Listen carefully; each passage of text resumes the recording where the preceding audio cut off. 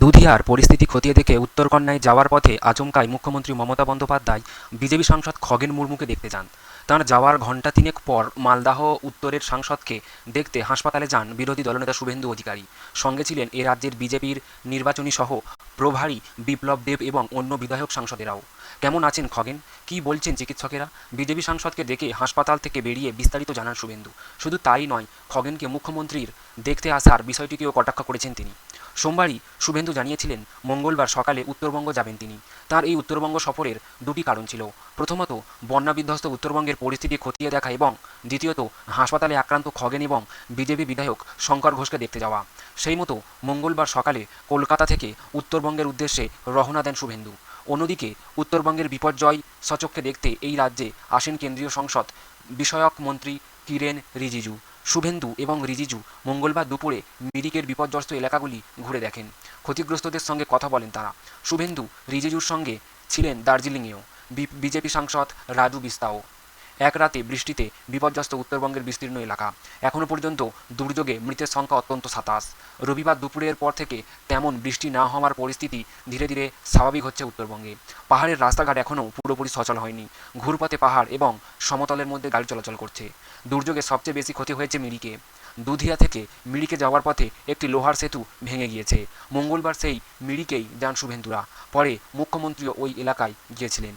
সোমবার দুর্যোগ বিপর্যস্ত জলপাইগুড়ির নাগারকাটার ক্ষতিগ্রস্ত এলাকা পরিদর্শন গিয়ে বিক্ষোভের মুখে পড়েছিলেন খগেন এবং শঙ্কর। ইটের ঘায়ে রক্তাক্ত হন খগেন। শঙ্করকেও ধাক্কা দিয়ে চড় ঘুষি মারার চেষ্টা হয়। আহত হয়ে বর্তমানে হাসপাতালে চিকিৎসাধীন দুজনেই। বিকেলের পর তাঁদের দেখতে হাসপাতালে যান শুভেন্দু বিপ্লবেরা। হাসপাতাল থেকে বেরিয়ে বিরোধী দলনেতা বলেন, শঙ্করের কাঁধের কাছের লিগামেন্ট ছিঁড়েছে। কাল বা পরশু হয়তো তাকে হাসপাতালে আপনার ছেড়ে দেওয়া হবে। তবে আগামী ১ মাস বাড়িতে বিশ্রামে থাকতে হবে তাকে। কেমন আছেন খগেন? শুভেন্দু জানান, এ ব্যাপারে চিকিৎসকদের সঙ্গে তার বিস্তারিত আলোচনা হয়েছে। মঙ্গলবার বিজেপির সাংসদের এমআরআই করা হয়। সেই বিষয় উল্লেখ করে শুভেন্দু বলেন, এমআরআইয়ের রিপোর্টে স্পষ্ট তার চোখের নিচের হাড় ভেঙেছে। অপারেশন করাও হতে পারে, তবে এখনোই সেই ব্যাপারে কোনো সিদ্ধান্ত নেননি চিকিৎসকেরা। অপারেশন ছাড়া বিকল্প পথে কীভাবে চিকিৎসা করা যায় সেই ব্যাপারেও চিকিৎসকদের সঙ্গে কথা হয়েছে বলে জানান শুভেন্দু। তিনি বলেন, আপাতত ট্র্যাকশন দিয়ে ৬ সপ্তাহ হাসপাতালে রেখে চিকিৎসা চলবে তাঁর। এরপরে খগেনের শারীরিক যে ব্যাপারগুলি রয়েছে, শারীরিক পরিস্থিতির উপর নজর রাখা হবে।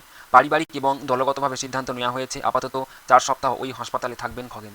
তারপরেই তাকে দিল্লির এইমসে নিয়ে যাওয়ার হতে পারে বলে জানান শুভেন্দু। খগেনদের মারধরের ঘটনায় পুলিশের নিষ্ক্রিয়তা নিয়ে প্রশ্ন তুলেছেন বিরোধী দলনেতা। তিনি বলেন, এখনও পর্যন্ত কোনো গ্রেপ্তার হয়নি। পাশাপাশি তার অভিযোগ, মমতা হাসপাতালে অত্যন্ত অমানবিকতার পরিচয় দিয়েছেন। খগেনের সঙ্গে দেখা করলেও শঙ্করের উপেক্ষা করে যান। শুভেন্দুর দাবি, মমতা বন্দ্যোপাধ্যায় যখন গিয়েছিলেন তখন যারা হাসপাতালে ছিলেন তারা বিক্ষোভ দেখাতে চেয়েছিলেন, কিন্তু আমরা ফোনে বারণ করি, সকলকেই শান্ত থাকতে বলি। বিজেপি এই সংস্কৃতিতে বিশ্বাস করে না। বন্যা মোকাবিলায় কেন্দ্রের বঞ্চনার অভিযোগ তুলেছেন মমতা। শুভেন্দুর দাবি, এটা পুরোটাই অসত্য।